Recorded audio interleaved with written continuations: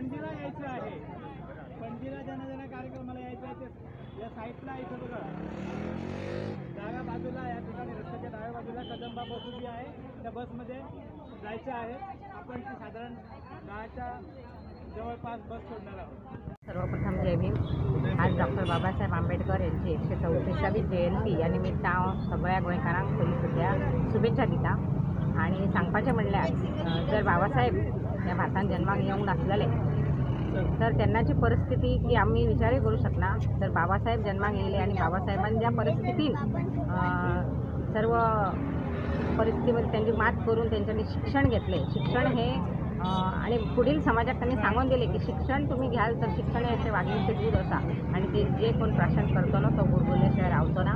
आणि त्यांच्यानी त्या सामाजिक बांधिलकीक जावन जशे प्रमाणे त्यांच्यानी जे चटके सहन केले SC ST समाजाक जसो पयलीं तांकां जो शोषित पिडितांचो जसो तांकां भोगचे पडटाले त्या प्रमाणे त्यांनी स्वता सोसून त्यांनी असो विचार केलो की त्यांनी जर त्यांच्यानी शिक्षण घेऊन जर त्यांनी स्वता पुरतोच विचार केल्लो आणि आपले घर आणि आपली बायल भुरगीं जर त्यांच्यानी पळयली तर आज हो आमचो समाज जावं इवन भारतातील खंयचोच समाज आज म्हणजे भारत हो आज विकसीत देश असा तर त्याच्या विकासाच्या फाटल्यान सुद्धा बाबासाहेबाचेच 100% बाबासाहेबान दिलेले असा.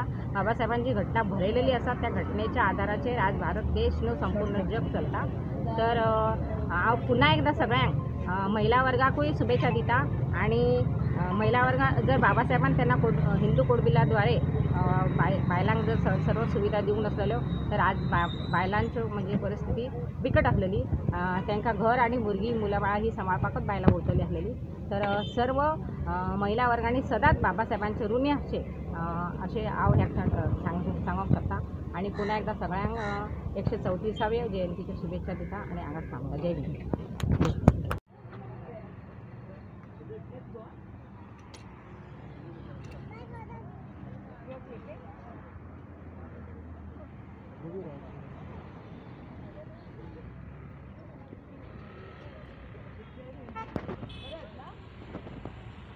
एकशे 34वी जयंतीच्या सर्वप्रथम मी वास्कोवासियांना सर्वांना मुरगाव तालुका वास्कोवासी आणि संपूर्ण केवळ आंबेडकर समाजच नाही तर संपूर्ण जनरल समाजालाही मी शुभेच्छा देऊ इच्छितो. आणि तसंच डॉक्टर बाबासाहेब आंबेडकरांनी जर आपल्याला ही राज्यघटना जर दिली नसती तर आजचा जो काय आपला जो विकास आहे सर्वांगीण विकास, शैक्षणिक विकास, राजकीय विकास, त्यानंतर सामाजिक विकास, आर्थिक विकास, त्यानंतर कल्चरल विकास जो झालेला आहे तो केवळ आणि केवळ डॉक्टर बाबासाहेब आंबेडकरांच्याचमुळे झालेला आहे. हे प्रत्येकानं लक्षात ठेवावं. खास करून SC ST आणि OBC समाजानं जोपर्यंत OBC समाज हा जागृत होत नाही तोपर्यंत खऱ्या अर्थानं या भारतामध्ये जे बाबासाहेबांना जे अभिप्रेत होतं स्वातंत्र्य, समता आणि बंधुत्व आणि न्यायाच्या मार्गाने हा देश चालला पाहिजे ते होणार नाही. त्याच्यासाठी मी OBC समाजाला केवळ डॉक्टर बाबासाहेब आंबेडकरांची जयंती आम्ही फक्त आंबेडकर अनुयायांनीच करावी असं नाही आहे. केवळ सरकार जो आहे तो केवळ एक आपलं एक कर्तव्य म्हणून जयंतीचे कार्यक्रम आयोजन करतात किंवा ते आपली उपस्थिती लावतात. परंतु या बहुजन समाजानं सुद्धा आणि ST समाजानं सुद्धा बाबासाहेब आंबेडकरांच्या जीवनातील जे त्यांच्या जन्मापासून ते त्यांनी दिलेला धम्म जो आहे, विजयादशमी आहे, त्यानंतर बाबासाहेबांचं जो महानिर्वाण झाला असे हे दिवस त्यांनी निश्चितच बाबासाहेब आंबेडकरांना आदरांजली वाहिली पाहिजे असं मला वाटतं. आणि आजच आम्ही या ठिकाणी हा जो बाबासाहेब आंबेडकरांचा पुतळा आम्ही जन्मशताब्दीच्या वेळी डॉक्टर बाबासाहेब आंबेडकरांची जन्मशताब्दी वेळा 1991मध्ये हा पुतळा घातलेला होता.